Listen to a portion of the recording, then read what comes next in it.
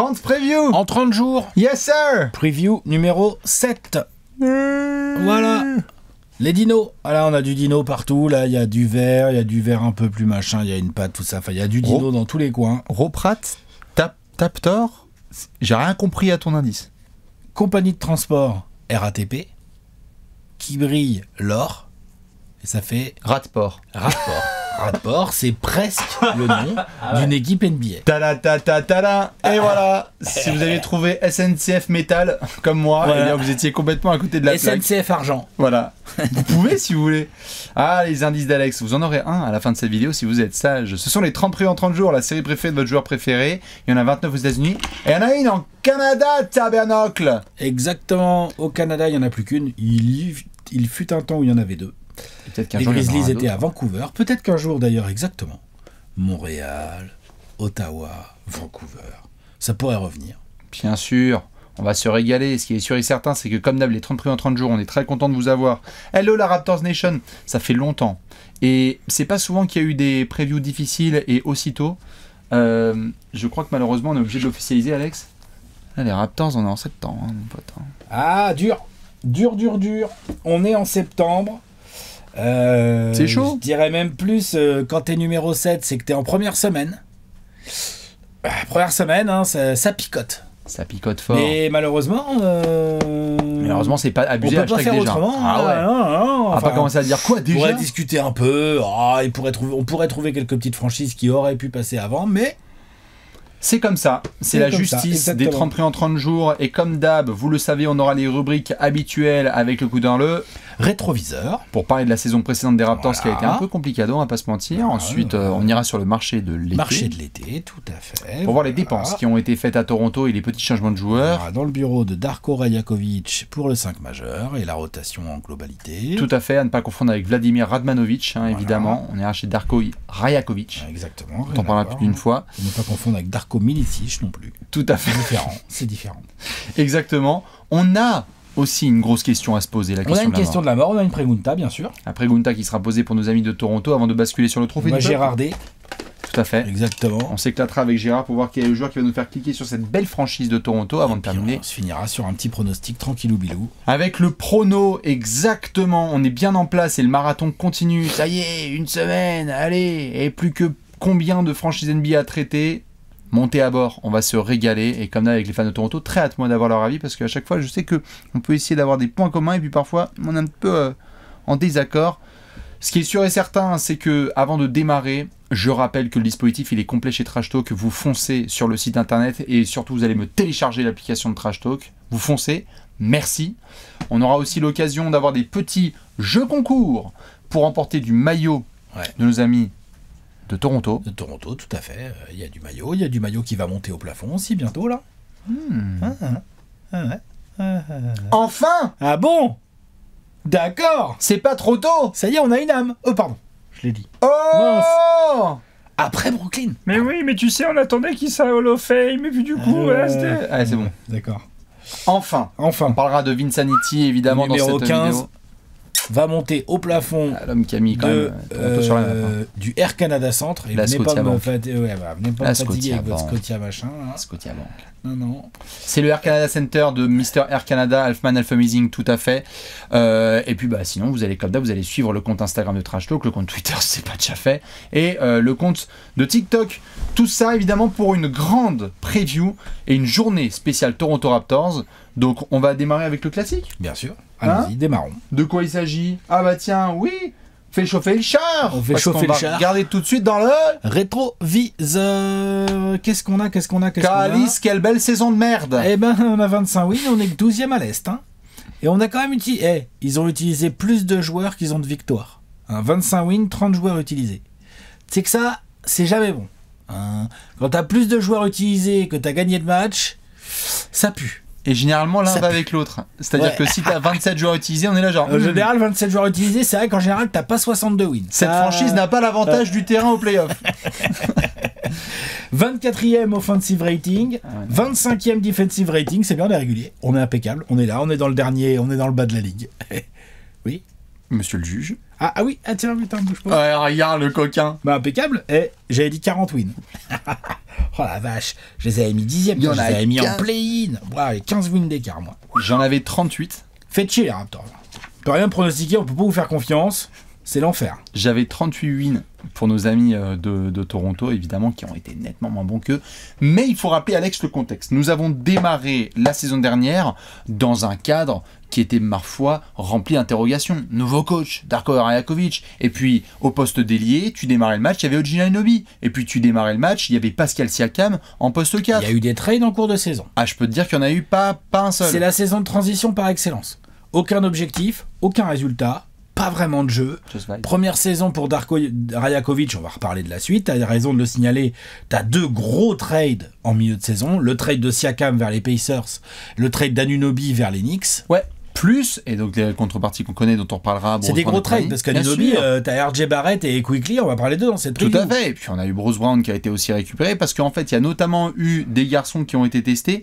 C'est impossible pour moi de faire le coup dans le rétro sans parler de la sortie du mondial de l'Allemagne et le test Dennis Schroeder, Ouais. qui a été totalement oublié, parce qu'après, il a fait la deuxième partie de saison au Nets, mais le test Dennis Schroeder dans cette franchise avec Darko Rajakovic, ça n'a pas aussi bien fonctionné que prévu. Il est parti à la deadline. Et Masai Ujiri, il a dit ok, ça marche pas le truc Schroeder, attends, c'est quoi ce bazar? Je suis en fin de contrat sur Anunoby, je suis en fin de contrat sur Siakam, allez, Je me suis déjà fait avoir par Van Fleet qui est parti contre Peanuts, Kawhi qui est parti contre Peanuts, Ça trade. Kyle Lowry qui est parti contre Quasi Peanuts. Merci, mais non merci. Hein, cette fois, ça va aller. D'ailleurs, spoiler, il y a Gary Trent Jr. aussi. Enfin bref. Apparemment, c'est une spécialité locale. Tu as raison. Oji Anunoby et Pascal Siakam, ce sont les 2 gros transferts. Des émotions fortes parce qu'on a fait plein de montages autour de cette photo des Raptors champions 2019. Ça y est, il n'y a plus Marc Gasol, il n'y a plus Kyle Lowry, il n'y a plus Siakam, il n'y a plus Oji, il n'y a plus Lowry, il n'y a plus Kawhi. il n'y a plus Valanciunas, il n'y a Kawhi. plus Marc Gasol, il n'y a plus Kawhi Leonard, il n'y a plus Van Fleet. Ça fait beaucoup de cadres qui Il y a sont partis plus. de ce titre. Il y a plus après 2019, c'était il y a 5 ans. En NBA, 5 ans, c'est une éternité, c'est une génération. Ah ouais, Non mais franchement. bien sûr. Donc il y a de la logique là-dedans. C'est pour ça que je te dis, pour moi, cette saison 2023-24 là, qu'on est en train de regarder dans le rétroviseur des Raptors, Oui. Saison de transition. Saison Par de transition, excellence. complètement. Il y a eu quand même 2-3 petites satisfactions avec notamment la première étoile de Scottie Barnes, qui est donc All-Star. On en avait parlé, c'était mon Gérardin et c'était la question sur laquelle on avait débattu la prévue de l'année dernière, savoir si Scottie Barnes allait pouvoir décrocher ce statut d'All-Star pour permettre une belle transition au poste de forward. C'est 20 fait. points, 8 rebonds, 6 passes, Oui, 1,5 steal, 1,5 bloc. Pourcentage au tir plutôt correct, si ce n'est le pourcentage à 3 points qui est légèrement suspect. Quoi, il peut être parfois gourmand. un peu, 34%. Scottie. Donc la qualité des choix n'est pas toujours au rendez-vous, mais après ça reste un joueur qui a quoi, 22, 23 ans. Oui, non, mais Donc il y a tout encore jeune. du temps Bien sûr. pour progresser. Donc non, très beau joueur. Très bon joueur qui a fait une belle saison. Alors, interrogation, on en reparlera après dans le marché de l'été, mais il n'y a pas eu la trade deadline de transfert autour de Gary Trent Jr. C'était un petit peu une interrogation qu'on avait, c'était est-ce que ça va être la totale? JTG, Siakam et Oji Anunoby. En fait, il n'y en a eu que 2 sur 3 qui sont vraiment partis contre des très belles contreparties. Hein. Mais en fait, la saison de Toronto est vraiment compliquée à vivre pour les fans notamment, et moi j'ai eu du mal à les suivre parce que, bon, tu as ces 2 visages. On a vu aussi Darko Rajakovic péter parfois des plombs parce que, notamment le match contre les Lakers, tu sentais qu'il était tendu et que c'était une première année difficile. Je dirais, il est arrivé dans un contexte aussi où on lui a dit, les gars que tu as là au camp d'entraînement, sois-en sûr, tu n'auras pas du tout le même effectif en mars. Ouais, et c'était le cas. Ça, c'était très dur. Ouais. En plus de ça, lorsque tu espérais faire ton truc en douce, là, gentiment, désolé, coup d'œil en rétro, Jontay Porter. Ouais. L'affaire Jontay Porter. C'est vrai. Je veux dire, c'est pas une histoire liée aux Raptors, mais c'est un joueur des Raptors. Pour ceux qui s'en souviennent pas, c'était il y a quelques mois, il y avait quand même un mec qui a joué à Toronto qui a parié les over-under sur lui. Excusez-moi quand même. Ouais, c'est clair. Je veux dire, c'est triste, tu vois, moi quand je fais le coup d'œil en rétro, c'est que t'es obligé d'avoir ce genre de situation autour des Raptors. C'est vrai. C'est que j'ai dessiné, j'ai fait Scottie Barnes All-Star, Jontay Porter qui se fait gauler, et Grady Dick qui fait des jersey swaps avec Anthony Black pour dire Black Dick. Drôle. Non mais, tu vois, Lourd, bien l'humour. non mais Donc au niveau de l'humour, il y a des progressions à attendre. ça, Au niveau des joueurs et du jeu, il y a des progressions à attendre. tout à fait. Masai Ujiri, il a fait le ménage. On a fait du ménage. Bon ménage. Tout à fait. Je respecte très très fort, par contre, le niveau de tanking qui a été réalisé en fin de saison par Toronto, Ah bah ils ont où pas il y a eu rigolé. de la défaite, à plus quoi savoir Ah en bah ils ont faire. pas rigolé là. Tout à fait.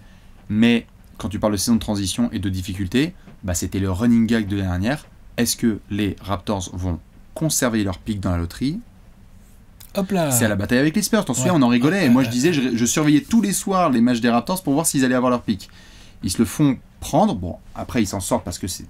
J'en ai parlé avec certains fans des Raptors, c'est des choses sur lesquelles tu peux calculer par rapport aux contrats garantis qui vont être donnés à des rookies par la suite. Et donc, ça va être repoussé. Bien sûr. Et pourquoi pas, mais vraiment une saison compliquée pour eux. On ne peut quand même pas mettre de côté les bonnes minutes de RJ Barrett et certaines explosions de Immanuel Quickley depuis qu'ils sont arrivés à Toronto. Non, mais leurs arrivées ont été vraiment très intéressantes. Hein. Un peu plus sceptique sur Ochai Agbaji qui était arrivé notamment dans un gros trade avec Utah et avec Kelly Olynyk, si je dis pas de bêtises, sur lequel on aurait aimé peut-être attendre un peu plus. Alors peut-être que aussi il faut peut-être un peu plus de temps, un cadre un peu plus carré. Il y a peut-être des choses à voir, on en reparlera dans les sections suivantes, mais t'as raison. Quickley et Barrett, ils n'ont pas tradé Anunoby contre des incapables, quoi. Ils ont récupéré 2 vrais joueurs, et d'ailleurs ça va vachement influencer le marché de l'été des Raptors. Hein. Tout à fait. Avant d'y venir, dernier élément, une des pires équipes de toute la NBA à 3 points. On va voir si Toronto, dans sa construction, va pouvoir faire quelque chose. Tu sais, on avait parlé de sentiment d'être bloqué dans le RER avec Siakam, Barnes et OG. Le spacing, là, c'est chaud. Le spacing, c'était compliqué. Peut-être qu'avec Grady Dick, IQ et RJ Barrett et d'autres garçons, on va tirer un peu plus à 3 points à Toronto. Parce que c'était compliqué. Tu parlais de marché ? Allez, on y va. On va regarder ça tout de suite dans le marché de l'été. La big tableau. Le gros tableau avec les arrivées, les prolongations et les départs. Pas hyper rempli, mais bien stratégique. J'ai envie de commencer par les prolongations, moi. Ah bah oui. Scotty Barnes, bim bam boum. 5 ans, 225 millions. Ça kick pas cette année, hein, je crois que ça démarre la saison prochaine, pour la saison 25-26. Donc il y en a jusqu'en 2029-30 sur le papier. C'est-à-dire que là, ils sont en train de s'assurer Scotty Barnes, qui est très jeune. Le message est clair, c'est toi l'avenir de la franchise. On te met le contrat qui va avec et on y croit. Immanuel Quickley, 5 ans, 162 millions, mine de rien. C'est pas rien. Donc lui, ça démarre tout de suite. C'est un peu pour ça aussi que les Knicks ont accepté, parce qu'ils voulaient pas mettre ce genre d'argent sur Immanuel Quickley. Bien le remarquer. On est à 32,5 millions par an de moyenne. Et on a, c'est pas une prolongation, mais on a encore le contrat en cours de RJ Barrett, auquel il reste 3 ans. Il y a 26, 28 et quasiment 30 millions. Donc on a ces trois jeunes joueurs qui sont sous contrat. Je pense que c'était une partie du plan de Masai Ujiri. Bon, ensuite il a renouvelé aussi Garrett Temple, je crois, mais c'est moins... Oui, non, ça c'est pas très important. C'est plus anecdotique. C'est pour le vestiaire, tout à fait. Voilà. Tu as raison de le préciser. Ça y est, c'est officiel. Hein. Scotty, IQ et RJ, c'est vraiment l'avenir de cette franchise, et donc ils ont verrouillé tout le monde. En tout cas, c'est sur eux qu'on mise. Voilà. C'est sur eux qu'on mise. Des petits départs, donc Gary Trent Jr. qui est parti, si je dis pas de bêtises, à Milwaukee. Jalen McDaniels qui est parti. Tout à fait, juste sur Gary Trent Jr., Alex, je suis désolé. C'est une perte. Hein. Je suis désolé de l'ajouter. On avait un problème de spacing en plus. C'est pas contre... Bon, alors ça, à la limite, tout à fait. Mais peut-être que contractuellement, tu sentais qu'ils étaient à une impasse. Moi, ce qui m'emmerde, c'est que ça fait, dans l'héritage de Masai notamment, et de Weber et de tous les garçons qui sont destinés à Toronto, ça fait beaucoup de joueurs sur les 5 dernières années qui partent contre Peanuts. Je dis pas que c'est honteux, mais la liste commence à être longue de gars qui sont partis contre Walou. Et c'est très très dur d'être bon dans l'élite NBA si tu n'arrives pas à te défaire de joueurs contre des belles contreparties. Ou même au moins des contreparties tout court. Des contreparties tout court, des pics de draft, quelque chose, ouais, je suis d'accord. Le petit trade en effet de Jalen McDaniels, puisqu'on a quand même messieurs Davion Mitchell qui se sont pointés du côté de... C'est Davion Mitchell et je sais plus qui s'était pointé aussi dans le trade en venant de Sacramento. Il y a Davion et il y a je sais plus qui. Ça va être un no-name parce que je l'ai même pas dans mon carnet. Hein. Oui. Moi, dans mes arrivées, après, j'ai Jacoby Walter, le rookie. Tout à fait. Drafté en 19e. Drafté, pas de problème. Et j'ai Bruno Fernando aussi. C'est cadeau, c'est Atlanta. Voilà. Allez-y. Puisque le projet Christian Coloco, pour différentes raisons, a été abrogé et que ça sera chez les Lakers, je crois. Oui. Il va essayer d'apporter ses minutes. Très prometteur, mais il y a eu 2-3 soucis. Donc c'est un marché assez équilibré, avec surtout des prolongations. Où là, quand même, pour le coup, le message est à Darko Rajakovic. Voilà ton équipe. Ah bah là, je t'ai prolongé des gars, je t'ai fait quelques trades, je t'ai essayé de t'équilibrer à peu près le roster. Ah oui. Là, je pense... Après, on verra. Comme ça, sur le papier, j'ai pas l'impression que Toronto se lance dans une saison où ils vont tout nous casser à la deadline. Non, tout à fait. Et on parlait de ces points que je vais vous faire parfois, les points Airways, les points financiers. On respire un petit peu mieux. Un petit peu À seulement. Toronto, on respire un petit peu mieux. Les projections sur les prochaines années, 150 millions cette année, 146 la prochaine, 134 la suivante. Ça va. Oui, mais 146 la prochaine. Oui. Avec le kick de Scotty Barnes. Ouais, voilà, c'est ça. Mais du coup, il y a pas mal de joueurs. Il faudra. Ouais. Oui. Faudra- Mais tu as des garçons, on va voir. Je veux dire par là, tu as des projets, Bruce Brown, dont on parlera dans l'autre section, où il va falloir Ça, on trancher. verra s'il reste ou pas. Il est agent libre dans un an. Absolument. On va voir Chris Boucher aussi, comment ça va se passer. Ouais, après, Mais, c'est des Bruno Fernando, des Garrett Temple, ça, c'est moins problématique. Tout à fait. Je trouve que sur le marché de l'été, il y avait pas grand chose de ultra excitant. Moi, tout ce que ça m'a indiqué, c'est pour celles et ceux qui se posaient la question, on va regarder bien comme il faut la draft 2025. Ah oui, quand même. C'est pas tiens, faisons ces moves pour être extrêmement compétitifs, tu vois. C'est donnons à Darko Rajakovic la possibilité déjà de faire un an avec un semblant de groupe auquel il peut intégrer ses données de coaching, Ouais, que je j'ai suis très hâte de voir. Parce que vraiment, c'était un des coachs qui a le plus souffert l'année dernière de j'arrive dans un nouvel endroit et c'est pizza on fire tous les jours, quoi. Non, je suis d'accord. C'est sûr que les objectifs vont pas être très élevés. Est-ce qu'on n'irait pas chez lui, Darko? Tactico-technique, le bureau du coach. T'es prêt? Allez, vas-y. Eh bien, on va parler tout de suite stratégie dans le 5 majeur.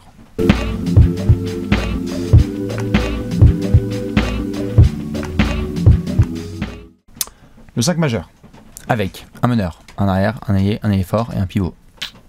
On est dans le bureau de Darko, et on va devoir mettre 5 joueurs à l'entre-deux, et ensuite faire des jolies rotations. Les 11, voici le visuel avec les effectifs. Mon cher Alex, je te pose comme d'hab la question protocolaire. Il y a combien de verrous dans ce 5 majeur des Raptors? Franchement, je dirais bien 5, moi. Ouais. Moi j'en ai... J'ai 5 verrous, moi. J'en ai... J'ai un 5 majeur. Tu m'entends, Darko? J'ai un 5 majeur. Moi j'en ai 4 et j'ai bien envie de voir ton 5 pour qu'on débatte. Quickly à la main. Puttle en 5. Barnes et Barrett dans les ailes. Et Dick. Et Dick en 2. Et Grady Dick en titulaire sur les ailes. Ouais, en 2, là. Enfin, voilà, quoi, avec Barrett. Oui, peut-être 2, 3. Enfin, voilà, et ça bricole. En 2, 3, 4, j'ai Dick, Barrett et Barnes. Je suis plutôt d'accord. Donc ça fait 5 locks. Normalement ça fait 5. T'as quoi, toi? Qu'est-ce qui te fait hésiter? En fait, la seule chose qui me fait hésiter, c'est il va y avoir 2 parties de saison. J'ai l'impression que tu vas avoir l'aspect le plus probable, c'est que Grady Dick attende gentiment que sur le camp d'entraînement il y a quelque chose qui se décide, et si ça se trouve, Ouais. un garçon comme Bruce Brown qui va être transférable, soit il va être plutôt remplaçant, et à ce moment-là, bon bah il y a pas de souci, on va laisser cette place à Grady Dick. Soit par miracle, il peut y avoir un Oshak Badji qui va aller gratter des minutes. L'année dernière, c'est sur la toute fin de saison que Grady Dick a pu avoir des minutes en titulaire. Est-ce que c'était annonciateur d'une titularisation? Je demande à confirmer. J'en ai 4, c'est les yeux fermés. Disons que J'en ai 4, mais Grady Dick, je veux voir je si... comprends ce que tu veux dire. L'inconvénient de Grady Dick, c'est que du coup, ta défense sur le backcourt avec Quickly et Dick, attention à pas prendre l'eau. L'avantage de Grady Dick, c'est que lui, il t'amène du vrai spacing. Il a un bras et c'est shooté. Que Quickly et Barrett savent shooter aussi quand même un ball. Barrett, c'est bien, mais c'est un peu streaky. Non, c'est tout à fait. Barnes, c'est pas si ouf. Puttle, c'est pas si Non, ouf. bien sûr, bien sûr. Pour moi, si tu commences à mettre des Bruce Brown ou des Ochai Badji par exemple, ça space encore moins. T'as plus que 2 joueurs qui savent shooter entre Tout à guillemets fait. sur le terrain, Tout à Barrett fait. et Quickly. Tout à fait. Je dis pas que Barrett c'est pas shooter, c'est juste que c'est pas non plus un sniper et en plus on va lui demander certainement de faire pas mal d'autres choses. Bien sûr, Défendre, porter la balle. Tu vois, donc absolument. j'aime bien le côté jeu sans ballon, catch and shooter de Grady Dick qui est une vraie menace avec un vrai bras. Il a été drafté à cette position-là aussi pour qu'il soit dans le projet futur des Raptors, donc... Donc, Normalement, on va l'avoir en titu. Ouais, moi je vois bien Rajakovic dire attends, moi, ok, il est jeune, il va faire des erreurs en défense, on va voir comment je vais bricoler, mais j'ai besoin de lui pour attaquer, quoi. Absolument. J'ai un point important à discuter avec toi. Vas-y. Ce qui me dérange le plus, c'est pas la situation Grady Dick, c'est la situation Jakob Poeltl. Je t'en avais parlé la dernière. Il y a un truc qui m'énerve dans la construction de ces Raptors à l'heure actuelle, et je pense qu'ils en sont conscients et qu'ils vont le bouger, c'est que Scotty Barnes, je lui souhaite un jour d'avoir la courbe de carrière d'un garçon comme Yanis. Mais en termes de forward, balle en main, bully qui peut prendre des décisions et aller au panier, il est formidable. Ouais. Il n'y a rien de pire pour moi, dans le cadre de son évolution, de lui mettre un pivot intérieur dans le dunker spot. Ça m'énerve, ça me casse les couilles. Il rend des services, Jakob Poeltl, mais si ça ne tenait qu'à moi, et on l'a vu avec un Yanis notamment, avec un 5 exceptionnel comme Brook Lopez qui est capable de stretch, c'est un profil rare. Hein. Stretch et en plus je protège l'arceau. Stretch, meilleur contrôleur de la ligue. Tout à quasi, fait. hein, Enfin, attention, on va... meilleur contrôleur de la ligue. Avant derrière les Français. Avant, Quand t'es déjà juste derrière les Français, tu fais partie des meilleurs contrôleurs de la ligue. avant que le Chenet s'inscrive en NBA. Voilà, c'est ça. Mais j'aimerais, tu vois, je vais voir ce qui va se passer avec un Kelly Olynyk notamment, mais j'aimerais voir sur toute la saison si Darko Rajakovic va garder Scottie Barnes et Jakob Poeltl en binôme à l'intérieur, parce que je trouve que là où il est très très fort, et encore je te parle de Scottie Barnes, j'ai envie de parler de R.J. Barrett aussi. R.J. Barrett, on va en reparler dans d'autres sections, c'est un garçon qui a besoin d'espace pour pénétrer. Je trouve que c'est dommage, si c'est ça la construction, de garder un pivot dunker spot, ou alors Jakob Poeltl nous étonne tous, et il va commencer à rentrer les 3 points cette saison. D'accord. Et moi, je fais 2m12. Tout à fait. Là, par contre, le problème que t'as, c'est que c'est qui ton... Comment tu fais là? Tu l'as pas, le joueur, là? Je ne sais pas. Moi en l'état, Kelly Olynyk?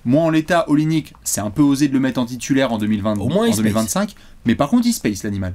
Alors tu vas prendre de l'autre côté du terrain, Je te vais prendre. mais je trouve que dans une année de transition de reconstruction, je sais aussi que Poeltl, je suis bien placé pour le savoir, ils ont lâché quand même en échange, hein. Ils ont lâché du pick de draft chez les Spurs, Ben oui. donc c'était compliqué. Après, le contrat est bien, ils peuvent le trader, Poeltl. J'aimerais bien qu'à la fin de saison on se retourne et qu'on se dise, voici la meilleure itération des Raptors. Il n'y a plus Barnes avec un pivot dans le dunker spot en titulaire. Oui, bah, modèle Milwaukee. De Milwaukee, je peux t'en trouver d'autres. Hein. Modèle Celtics, t'as Porzingis qui vient stretcher. Modèle, on verra ce qui va se passer maintenant qu'il est blessé Mitchell Robinson. Mais on Modèle va voir ce que va Clippers faire les Knicks. aussi. Hein. Quoique Zubac, c'était pas vraiment un stretch. Non, mais tout à fait, mais t'avais la possibilité de. Il y en a pas mal. Modèle Indiana. Ouais. Demande à Tyrese Haliburton et compagnie ce qu'ils ont fait quand il y avait Miles Turner qui allait stretcher. C'est important en plus avec le profil de franchise player qu'ils ont. Ils viennent de donner un max. Miles Turner, c'est un super pivot pour les Raptors. D'ailleurs, il y a des histoires de contrat sur avec Miles Turner, donc je leur souhaite. Mais tu vois, dans ce genre de situation, je trouve que... J'entends, mais ça n'a rien à voir avec Grady Dick, et donc là, ça change pas grand-chose à nos discussions de 5 majeurs. Bah, c'est que j'ai vu 4 verrous, parce que ça se trouve sur la saison entière, il y aura peut-être du vrai changement de titulaire. Je n'aimerais pas qu'il y ait Poeltl titu jusqu'à la fin de saison. Ok, j'entends, mais donc ça nécessitera un trade. Tout à fait. Parce que tu vas pas commencer à Chris Boucher ou à Olynyk toute l'année. Non. Et d'ailleurs, Boucher, je crois qu'il est en contrat expirant, donc il faudra voir aussi son dossier, ce que ça donne. Voilà, mais c'est ça que je veux dire, tu n'as pas vraiment la solution en interne. C'est pas comme si, tu vois, genre, si c'était les Raptors qui avaient drafté Alex Sarr, j'entendrais, tu me dirais, attends, faut le mettre titulaire pivot. Mais là, ils ont pas de profil. Ils en ont d'autres qui vont les rendre moins bons, ce qui peut être pas mal quand tu vises pas trop les bottoms, mais je trouve que dans le développement de certains garçons, ça bloque. Oui, ça peut être intéressant. Et vu qu'on parle de point tactico-technique. Je suis d'accord. En sortie de banc. En sortie de banc, bon, moi je pense que il n'y a pas grand chose, hein, ça va être complicado. Il y a Bruce Brown. Alors combien de temps il Pour reste? le moment, ouais, tout à fait. Il y a le rookie, Jacoby Walter. Moi, Davion Mitchell, j'aimais beaucoup quand il est arrivé, puis après il a commencé. Enfin, Offensivement, il n'y a pas un... Je pense que c'est très compliqué d'être aussi petit et de shooter aussi mal en NBA. Même si tu défends dur. Et puis Ochai Agbaji, je veux bien voir. Ouais. Je veux bien voir. Dans une équipe où il y a un peu plus de hiérarchie, où il y a d'autres jeunes, je veux bien voir comment il s'exprime quand il rentre en jeu. Je pense qu'il peut apporter des choses. J'y crois. Mais ça reste pas hyper deep. Ah bah non. C'est pas hyper deep. On fait la preview en septembre. 7ème. Hein. On fait la preview en septembre. 7ème preview en général. Tout à fait. T'as pas 14 joueurs qui peuvent jouer. Hein. Normalement. Voilà. On n'est pas Timan Fertitta qui nous annonce qu'il a l'effectif le plus deep de toute la NBA. C'est compliqué quand même. Compliqué. Autre chose sur l'aspect rotation des Raptors ou pas? Non, on est pas mal. Je pense qu'il y a des preguntas par contre. Hein. Oh là là, il y a des preguntas. Si j'avais une petite question au niveau tactico-technique, pour toi, le premier ball handler, ça doit être Harrison Barnes. Scottie Barnes, c'est d'accord? Oui. C'est qui le vrai deuxième ball handler? C'est Barrett ou Quickly? Je pense qu'on en parlera dans une section bien fun du peuple. D'accord. Mais je peux déjà te donner un indice. Je pense que c'est Immanuel Quickley dans sa façon de vivre. C'est-à-dire qu'il a besoin du ballon dans ses mains pour être très fort. Ouais. Alors que Barrett, il est capable de juste recevoir le ballon et prendre une décision Oui, rapide. je suis d'accord. C'est deux profils de joueurs différents. Complémentaires. Ok, ça marche, ça me va. T'es d'accord avec ça ou pas? Ouais, j'aime bien. On peut pregunta. Eh ben allez, on peut pregunta. C'est l'heure de la question de la mort.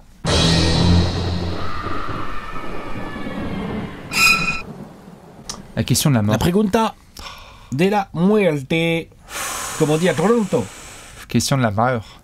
On est à Toronto, au Canada, et on se pose une grosse question de la mort. La question pour la saison à venir, elle est simple.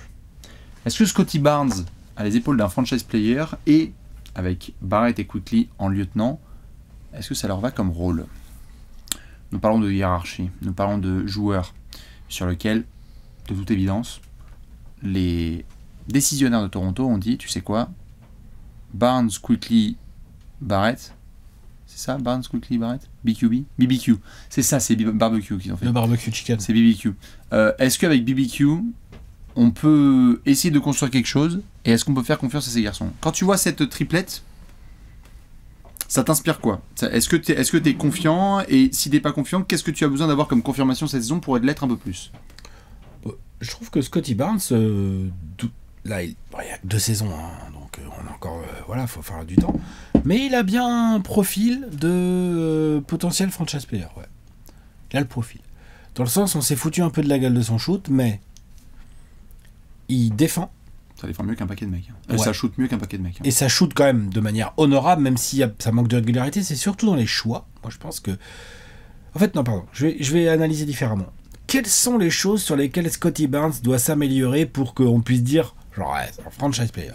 C'est la qualité des choix offensifs. Il y a un petit peu trop de shoot pull-up, un peu merdique à 6 mètres, ou des fois il s'embarque dans des ISO, il sait pas trop quoi faire. Les choix. Deuxièmement, il y a la mentalité. Qu'est-ce que tu dégages? Comment tu embrasses ton rôle? Si. Non, mais j'entends. Être pas trop nerveux, qu'il y ait une bonne réputation autour de toi, que ton vestiaire il ait l'air de bien vivre et tout. C'est le rôle d'un franchise player. C'est les 2 points les plus importants. Et ce sont 2 points qui, si Scotty Barnes ne fait pas le con, peuvent s'améliorer en vieillissant, en grandissant avec la ligue. Je répète, il a que 2 saisons NBA derrière lui. C'est pas beaucoup.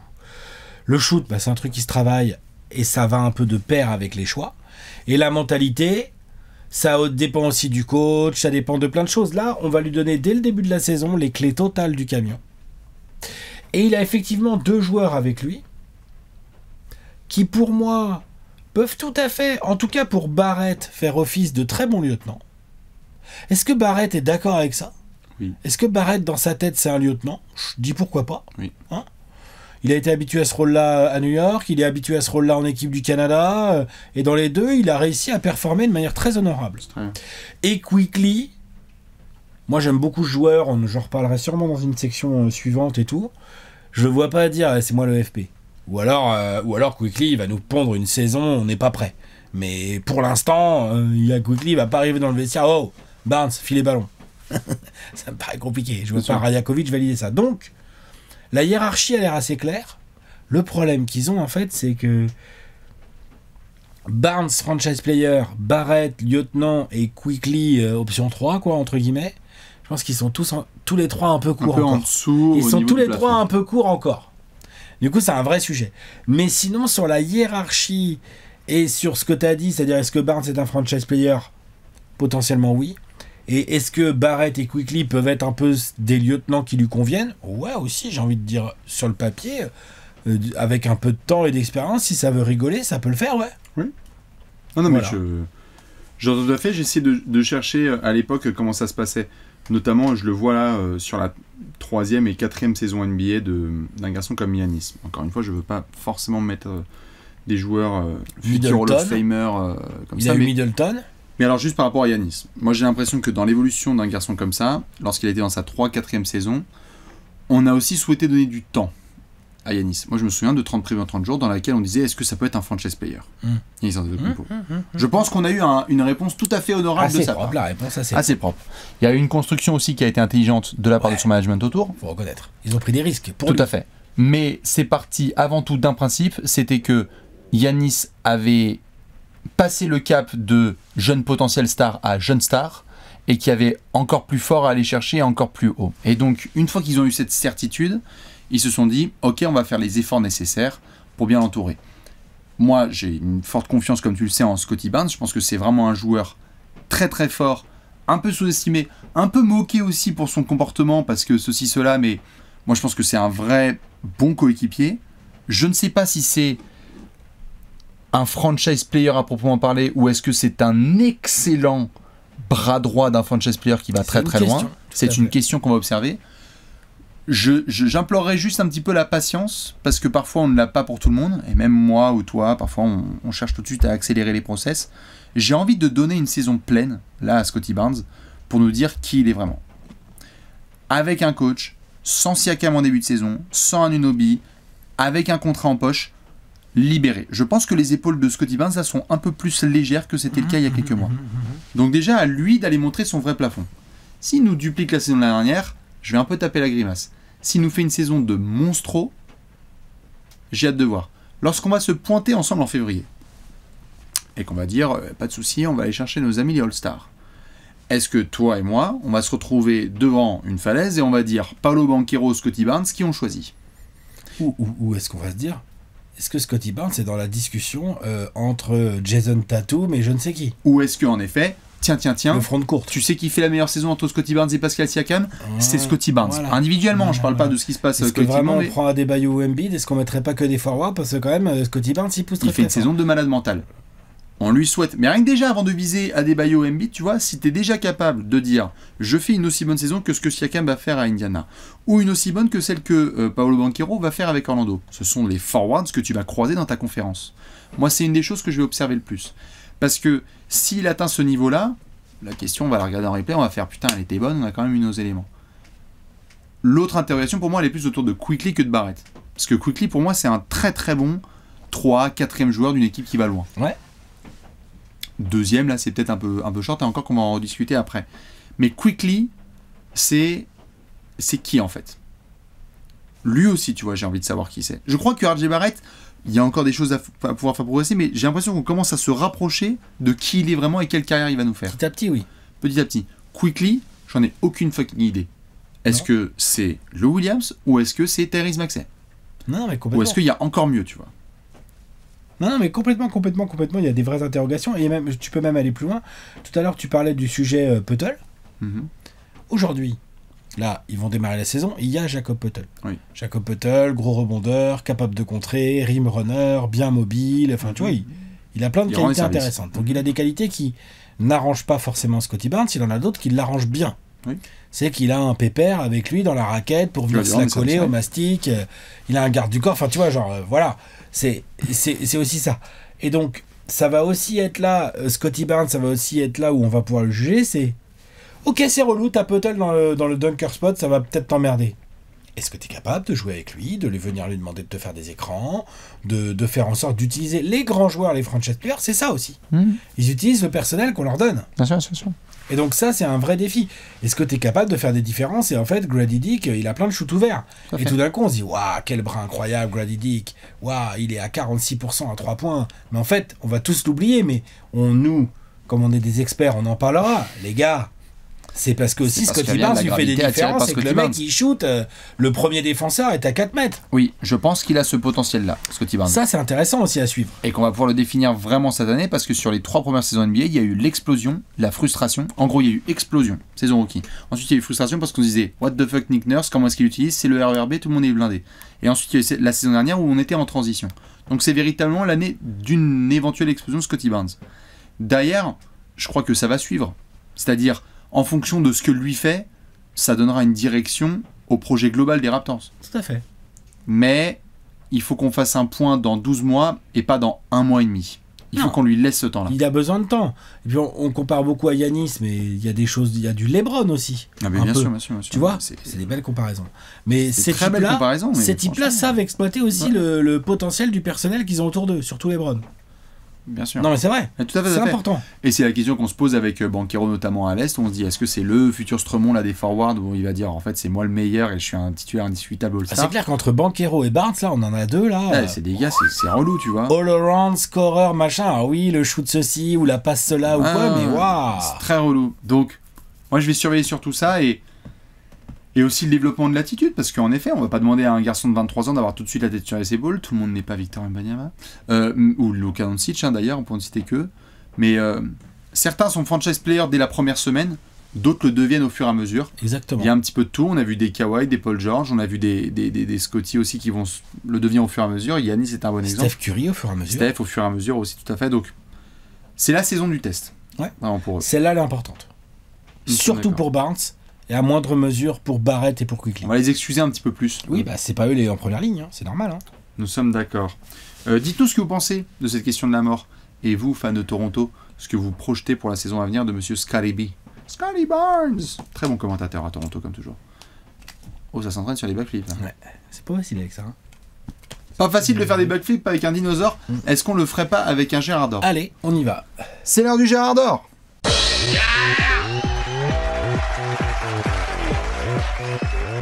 Le Gérard d'or. Le Gérard d'or. Alex, le backflip. Hop. Voilà, non. Léon Slavar. Je pense que celui-là, on peut pas le compter. Oh non, Je pense tristesse. qu'on peut pas le compter. Il est pas tombé par terre, mais je pense qu'il est un peu. Il est pas beau. Il est pas beau, il est pas réceptionné. Qu'est-ce que tu veux, malheureusement. Aïe. Les fans de Toronto qui pensent que ça y est, Alex l'a fait exprès. Oh, on est la cible de toutes les boutades, c'est parce qu'on a une équipe non américaine. Ouais, c'est ça, c'est du racisme. Tout à fait. Nous sommes qu'il faut, ici franchement. au pays du racisme des dinosaures. Ouais, c'est Dans la dinosaures. preview des Raptors, le Gérard d'or, c'est la section qui nous fait cliquer sur un joueur. Qui va vous faire cliquer sur un joueur? Alex, qui est ton Gérard d'or des Raptors cette saison? Emmanuel Quickly. IQ. Moi, j'ai bien aimé ce qu'il a montré en tant que titulaire sur la demi-saison qu'il a faite là avec les Raptors. Très curieux de voir ce que ça donne sur une saison. On a quand même eu 18, presque 19 points, 5 rebonds, 7 passes, avec un vrai pourcentage à 3 points qui frôle les 40%. Déjà, première question. Est-ce qu'il est capable de poser ce type de ligne de stats sur une saison entière? Si oui, tu sais que des meneurs en 19, quasiment 20 points, 7 passes à 40% à 3 points, tu sais que ça intéresse quand même des gens, hein, c'est sûr. quand même lourd. Si oui, ça donnerait raison à Masai Ujiri et le contrat qu'il lui a filé. Quel impact réel il peut avoir au-delà de ses stats? Est-ce qu'il est capable de se faire un petit peu violence, d'utiliser... Il est pas si petit, hein, Emmanuel Quickly, d'utiliser un peu sa taille pour défendre, ce genre de choses. Quelle mentalité il peut apporter, genre, tu vois, Barnes et Barrett, c'est des joueurs forts en attaque, hein, avec des grandes capacités, qualité de drive et tout, ça peut rentrer des tirs et tout. Aucun des deux n'a ce côté genre, ah, tiens, Emmanuel Quickly vient de mettre 14 points dans le carton. Je dis pas que ça peut pas leur arriver à Barrett ou à Barnes, hein, mais Quickly, il porte bien son nom. Ah, bien sûr. Il porte bien son nom. Franchement, là-dessus, il est assez impressionnant. C'est un vrai mec qui met la balle dans le panier. Là, j'ai parlé de son pourcentage à 3 points, mais il a des flotteurs, des runners, il a des petits fadeaway, il peut driver quand il sait faire beaucoup de choses offensivement. Il se bat assez bien au rebond. Pas ouf en défense, mais assez bien au rebond. Et moi, j'étais agréablement surpris sur la deuxième moitié de saison aux Raptors par... franchement, c'est un assez bon passeur. Hein. Ça crée, ça lâche sa balle dans le bon timing. Donc effectivement, on verra à qui la lâche. Parce que... Mais tu vois, par exemple, pour jouer en pick and roll avec Jacob Poeltl, Emmanuel Quickly, c'est une bonne option. Harrison Barnes, putain, faut que j'arrête avec ça. Scotty Barnes est sur le banc. Et ben t'as un pick and roll Quickly Poeltl avec des Grady Dick ou je ne sais quel autre gars, c'est un peu le je ne sais quel autre gars qui a un problème dans les corners et tout. Tu peux jouer, tu peux attaquer, tu peux défendre. Donc moi, Emmanuel Quickly, je l'attends là. Je l'attends meneur titulaire sur une saison complète. Et en gros, est-ce qu'on est là? Est-ce qu'un de ces quatre, peut-être pas la saison prochaine, mais assez rapidement, on est là de se dire putain, mais Quickly, en fait, à l'Est, dans la bataille des meneurs, il est là, il cause, quoi. Il Ça rien cause. d'aller chercher Tyler Hero, t'as déjà aimé Quickly? Bah, ouais. Ouais, bah, de toute façon, il y a une telle surpopulation de guards, il faut voir où ils se classent en fait. Il y a du monde, mais... C'est chaud hein, à l'Est, il y a du monde. Hein. Et regardez, on vient de faire la preview avec la Melo Ball et tout. Il y a des gars. Non, mais bien sûr, non, mais je te dis pas que c'est facile, même Kate Cunningham avec les Pistons, c'est tout. Il y a plein de gens, mais en fait, Très gros talent. est-ce que Quickly est dans cette catégorie-là, en fait? On l'a jamais vraiment mis pour l'instant. Pour l'instant, c'est un mec qui sortait du banc à New York. Ah, bien sûr. Là, il va être titulaire. Et il a montré sur une moitié de saison, bah, en fait, titulaire, il peut envoyer de la stat. Des équipes qui ont envie d'avoir un meneur titulaire en 20,7 passes avec un gros pourcentage à 3 points, bah il y en a plein. Bien sûr. Les Raptors en ont peut-être un. Bien sûr. J'aime bien. Je J'aime suis beaucoup le d'accord. joueur. IQ, et puis c'est l'excitation, c'est le Gérard d'or, hein, lui. Alors pour le coup, Ah bah lui, c'est vraiment- un Gérard en plus. C'est vraiment le Gérard absolu. Bien sûr. Je voulais juste rendre hommage à notre ami RJ Barrett. Évidemment, il y a plein de gens qui vont m'intéresser à Toronto, hein, notamment la demi-saison de Bruce Brown, voir ce qui va se passer avec Chris Boucher et les développements de certains, et notamment de Grady Dick. Mais RJ Barrett, je me demandais en fait qui j'allais prendre en Gérard d'or, et puis je me suis dit, attends, mais bon, déjà depuis les mois qui ont précédé sa draft NBA, j'étais très fan. Oui. Dans une draft où on hésitait entre Ja Morant, Zion Williamson, RJ Barrett, etc. Choisi par Enix.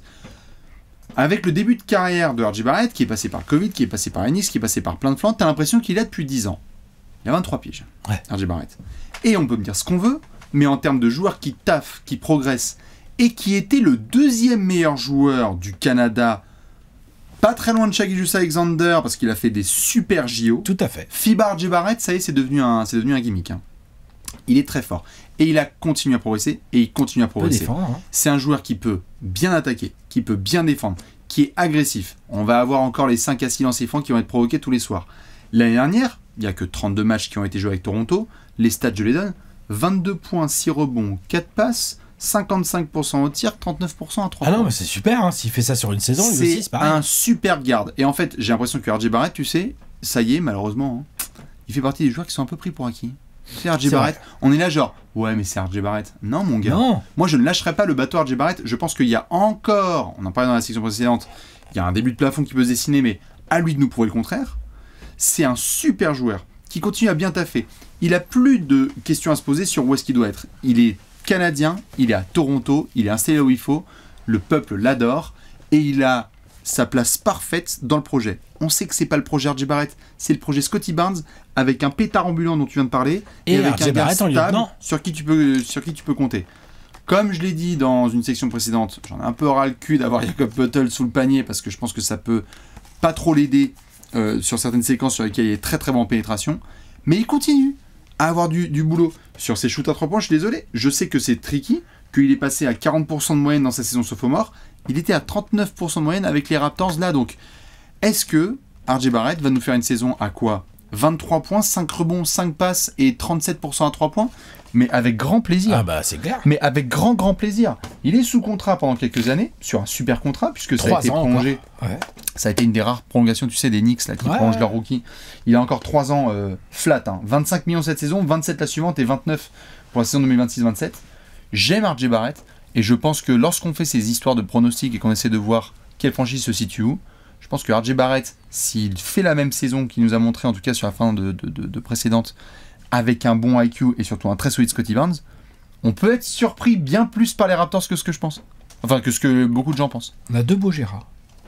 Donc On a RJ, 2 très très beaux Gérards. RJ Bonne petite équipe de Gérard, mine de rien. bonne ces équipe de Raptors. Gérard, tout à fait, très bon. Dites-nous qui est votre Gérard d'or, Alex, on va pronostiquer. Allez, pronostico, c'est parti. C'est l'heure du pronostic.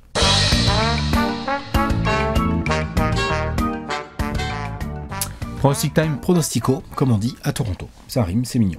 Exactement. Dans cette section, c'est très très simple. Alex annonce l'avenir et moi j'essaie aussi de le faire. 24 secondes pour lui, 24 secondes pour Bibi. Avant ça, on fait les rappels importants. Bandeau jaune qui s'affiche en bas de votre écran.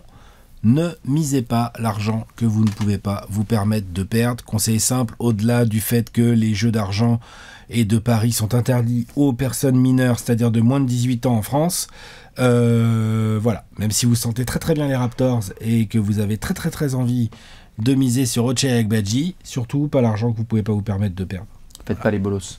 Pour les gens qui sont intelligents et qui font attention, il y a une petite code de proposer. Scottie Barnes sera le meilleur passeur des Raptors. Attention, on parle du total de passes décisives réalisées sur la saison régulière. Il faut pas se blesser, il faut beaucoup jouer. La cote, elle est à 1,90, elle est boostée à 2,25. Elle est assez belle celle-là. Qui pourrait l'en empêcher? Bah, Quickly. L'année Voilà. dernière, c'était le meilleur passeur devant un certain Dennis Schroeder. Ouais, mais il y là, avait- Quickly, c'est une autre concu, je pense. Et il y avait Quickly qui avait fait un sacré paquet de passes hein, quand même. Bah, je te dis, il a quasiment 7 par match, Quickly. Donc, Elle est à combien, tu disais? elle est à 1,90, boostée à 2,25, la cote. Ah ouais. Donc, elle n'est pas inintéressante, mais il y a un risque Quickly. Qui peut se tenter, ça dépend. Faites pas les bolos. Est-ce qu'on a un over-under? Ouais. il est à 30,5. Moi, je trouve ça assez propre. Ouais, je suis assez d'accord. C'est propre. Ouais, c'est propre. Très très propre cet over-under. Oh là là, ça veut dire que toi, t'as un pronostic à nous donner. Ah bah oui. Tu es prêt? Oui. 24 secondes pour donner l'avenir des Raptors sur la saison 24-25. 3-2-1, Terence Ross. 31 victoires pour les Raptors cette saison. Ça me les met 11e de l'Est, aux portes du play-in, mais pas de play-in. Il y a du talent, il y a des jeunes, il y a des choses très intéressantes qui peuvent se mettre en place, mais on n'est pas encore non plus sur des terreurs. Les types, c'est des très bons joueurs et tout. On va voir, surtout qu'en plus, je suis assez d'accord avec toi, il peut y avoir des trades encore cette année. On est peut-être encore sur une saison un peu transition des Raptors. De là à dire qu'ils vont sortir le tank, je suis pas sûr. Du coup, c'est pour ça que je les mets dans ce range, là, autour de la 30aine de wins, mais pas de play-in. Pas cette année pour les Raptors. Il va falloir patienter. Très bien. Magnifique. Ouais, c'est dans ce range un peu bizarre, là. Pas top 10, mais pas top 15 non plus, quoi. Ouais, le range des 30 wins à l'Est et des 40 wins à l'Ouest, quoi. La place du con. Ça te les met combien à l'Est? 11e. Juste derrière les Hornets. Et il y a un petit Vers le trou. gros tableau. Il y a des petits trous. Allez, je vais essayer de faire aussi bien qu'Alex. 3, 2, 1, 29 victoires pour les Raptors. J'en ai 2 de moins que toi. Par contre, dans mon classement de la conférence Est, ils sont 10e. Ils font le play-in. Et paf, Alex, ça le fait même éternuer. Ouais, je les ai mis top 10 à la bataille avec nos amis les Hornets, évidemment. Il y a suffisamment de talent chez les jeunes pour que ça puisse bien se batailler. Oui, il va y avoir des transferts. Non seulement j'espère que ça va bouger pour Bruce Brown, j'espère aussi que ça va bouger pour Chris Boucher s'il n'est pas prolongé. Et puis s'il vous plaît, vraiment j'insiste, Jakob Poeltl en pivot, merci. On a trop donné, c'est comme ça, faut faire avec. Dernier petit élément, un petit bisou pour Darko Rajakovic qui va enfin pouvoir faire une vraie saison complète. Très hâte de le voir, je pense que c'est un bon entraîneur. A priori, il a fait la saison complète déjà l'année dernière. Oui, mais je veux dire une saison complète sans qu'on lui bazarde tout son effectif. Tout à fait. Donc voilà, 29 victoires, c'est une équipe qui a un peu le siège du con, mais on est en transition. Gros tableau. On monte le gros tableau. Le voici, le gros tableau avec donc les Raptors qui intègrent... Ça y est, j'ai une équipe de play-in. Et il y a encore de la place dans les bas de l'Est. Il y a de la place. Qui aura son spot? Ah là là, la vache qui rit. On va pouvoir bien évidemment vous attendre, vous, dans les commentaires. Dites-nous, fans des Raptors, ce que vous pensez de cette preview et surtout de la saison à venir. Qui est votre Gérard d'or? Qui est votre pronostic? Léon, c'est avec ses Bibi. On fait des bisous, on vous retrouve demain et je vous laisse avec le roi des indices. L'indice, c'est 1967. 1967, à demain. Ciao, ciao. Des bisous. Ciao.